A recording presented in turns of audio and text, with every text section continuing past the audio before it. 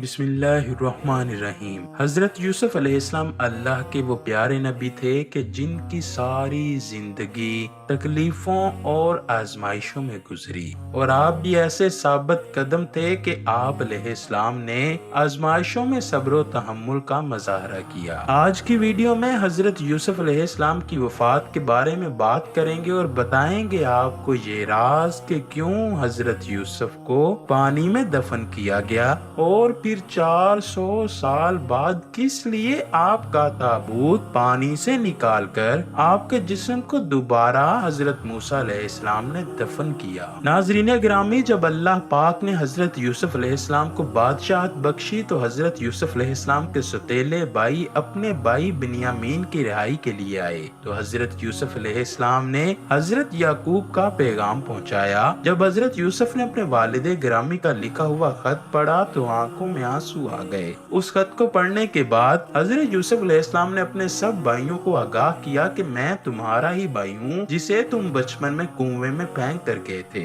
हजरत यूसुफ अलैहिस्सलाम की जुबान से इस बात सुनकर उन्होंने अपनी गलती की माफी मांगी, जिस पर हजरत यूसुफ अलैहिस्सलाम ने उन सब को माफ कर दिया।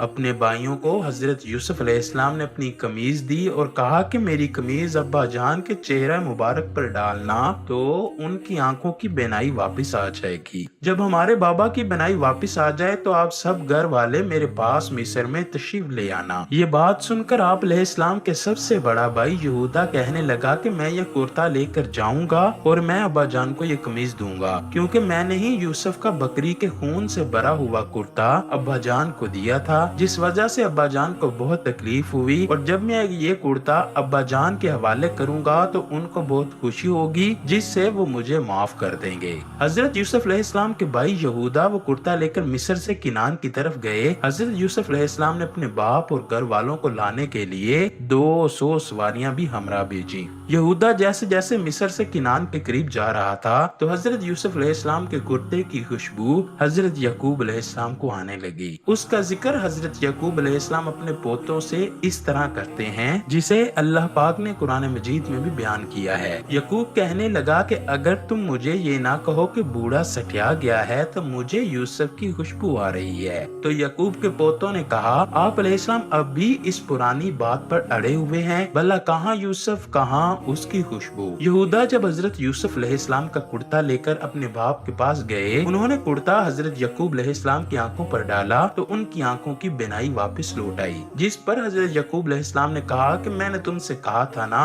कि अल्लाह के बारे में जितना मैं जानता हूँ तुम नहीं जानते। उसके बाद हजरत याकूब अलैहिस्सलाम ने तहज्जुद की नमाज पढ़कर अल्लाह से दुआ की कि ऐ अल्लाह मेरे सब बेटों को माफ फरमा दे। तो अल्लाह पाक ने आप अलैहिस्सलाम की दुआ की वजह से हजरत यूसुफ अलैहिस्सलाम के सब भाइयों को माफ फरमा दिया। हजरत याकूब अलैहिस्सलाम अपने 72 या 73 खानदान के अफराद के हमरा हजरत यूसुफ अलैहिस्सलाम की तरफ रवाना हुए। जब हजरत याकूब का काफिला मिस्र पहुंचा तो हजरत यूसुफ अलैहिस्सलाम बहुत ही बड़े जुलूस के साथ अपने खानदान का इस्तकबाल करने के लिए मिस्र के दोनों अतराफ खड़े थे। लश्कर की बहुत ज्यादा तादाद देखकर हजरत याकूब अलैहिस्सलाम ने अपने बेटे यहूदा से पूछा, क्या ये फिरौन मिस्र का लश्कर तो नहीं? यहूदा ने जवाब दिया, अब्बा जान ये आपके बेटे हजरत यूसुफ अलैहिस्सलाम का लश्कर है जो कि आप अलैहिस्सलाम और घर वालों के इस्तकबाल के लिए खड़े हैं। ये बात सुनकर हजरत याकूब अलैहिस्सलाम हैरान हुए तो अल्लाह पाक ने हजरत जिब्राइल अलैहिस्सलाम को हुक्म दिया कि हजरत याकूब को फरमाओ कि जरा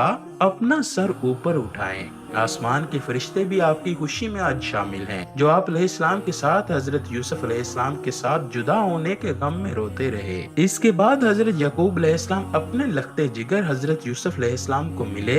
40 सालों के बाद होने वाली मुलाकात ने बाप और बेटे की आंखें नम कर दी। फिर हजरत यूसुफ अलैहिस्सलाम अपने खानदान को लेकर दरबार में गए। हजरत याकूब अलैहिस्सलाम को हजरत यूसुफ ने सहारा देते हुए तख्ते शाही पर बैठा दिया। तख्ते शाही के इर्द गिर्द आपके 11 भाई سوتیلی ماں بھی موجود تھی۔ اس کے بعد آداب شاہی کے احترام میں سب نے حضرت یوسف علیہ السلام کو سجدہ کیا۔ تفسیر میں لکھا ہے کہ یہ سجدہ تعظیمی تھا جو اس وقت جائز تھا۔ سب کے سب حضرت یوسف علیہ السلام کے سامنے سجدے میں گر پڑے۔ حضرت یوسف علیہ السلام نے اپنے والد محترم سے فرمایا، ابا جان، یہی میرے خواب کی تعبیر ہے نا؟ بے شک اللہ نے مجھ پر بڑا احسان کیا ہے۔ بے شک اللہ نے مجھے قید سے نکالا، آپ سب کو گاؤں سے لا کر مجھ سے ملاقات کروا دی۔ بے شک اللہ بہت مہربان ہے، جو چاہتا ہے وہی کرتا ہے۔ یعنی کہ میرے 11 بھائی ستارے ہیں اور میرے والد سورج اور میری والدہ چاند ہیں، یہ سب مجھے سجدہ کر رہے ہیں۔ مصر کا بادشاہ حضرت یوسف علیہ السلام پر ایمان لے آیا۔ اس نے ساری بادشاہت حضرت یوسف علیہ السلام کے سپرد کر دی، اس لیے بنی اسرائیل کو یہاں حکومت ملی اور وہ مصر میں آباد ہو گئے۔ حضرت یعقوب علیہ السلام نے اپنی باقی کی زندگی حضرت یوسف علیہ السلام کے ساتھ خوش و خرم سے گزاری۔ حضرت یعقوب علیہ السلام تقریباً 24 سال تک مصر میں رہے۔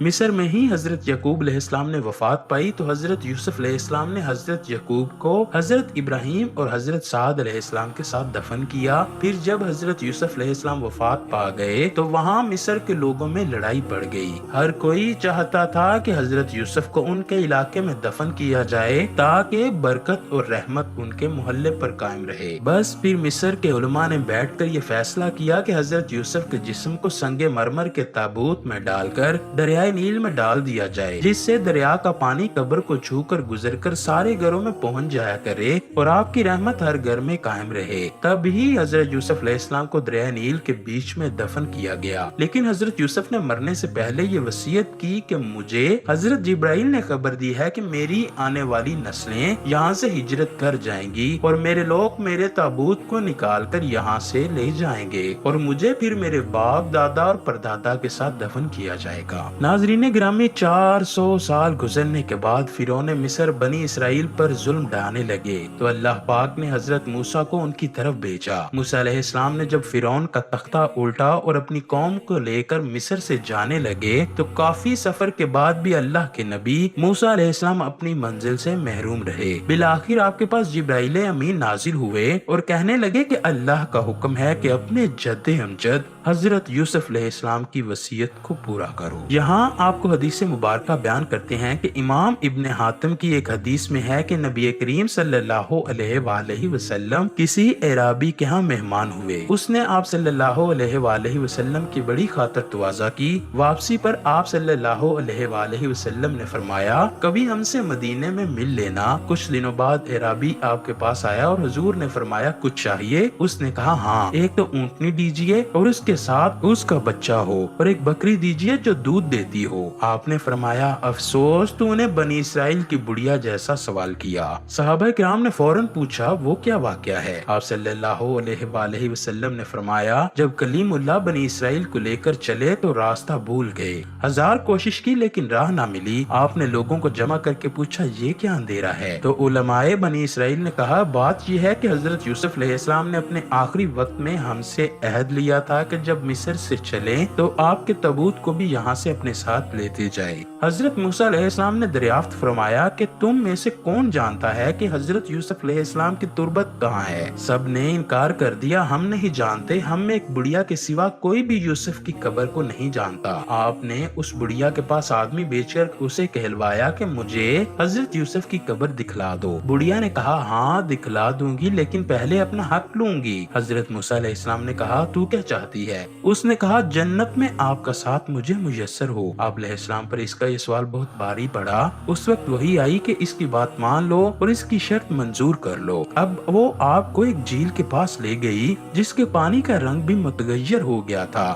اور کہا کہ اس کا پانی نکالو۔ جب پانی نکال دیا گیا اور زمین نظر آنے لگی تو کہا، اب یہاں کھودو۔ کھودنا شروع ہوئے تو قبر ظاہر ہو گئی۔ تابوت ساتھ لیا، اب چلنے لگے تو راستہ صاف نظر آنے لگا اور راہ سیدھی دکھنے لگی۔ جو آپ کا تابوت تھا وہ سنگ مرمر کا بنا تھا اور اس کو خود حضرت موسیٰ علیہ السلام فلسطین لے گئے۔ آپ نے تابوت یوسف اپنے ساتھ اٹھایا ہوا تھا، کہا گیا ہے کہ خود آپ نے ہی اسے اٹھایا تھا اور حضرت اسحاق اور حضرت یعقوب کے برابر لا کر ان کو دفن کر دیا۔ سبحان اللہ، اللہ پاک نے کیسے حیران کن طور پر 400 سال تک حضرت یوسف کی قبر کو پوشیدہ رکھا اور پھر حضرت موسیٰ نے ان کے تابوت کو مصر سے فلسطین لے گئے۔ خیر حضور اکرم نے اس عرابی کو فرمایا، مجھے شک تھا کہ کہیں تم نہ کہو کہ یا رسول اللہ میں آپ کا ساتھ چاہتا ہوں، جنت کے آپ کے ساتھ رہوں گا۔ یہ واقعہ مسند بازار سورہ غافر کی تفسیر اور اس کے علاوہ تفسیر ابن کثیر میں بھی اس واقعے کو مسند حوالہ جات سے پیش کیا گیا ہے۔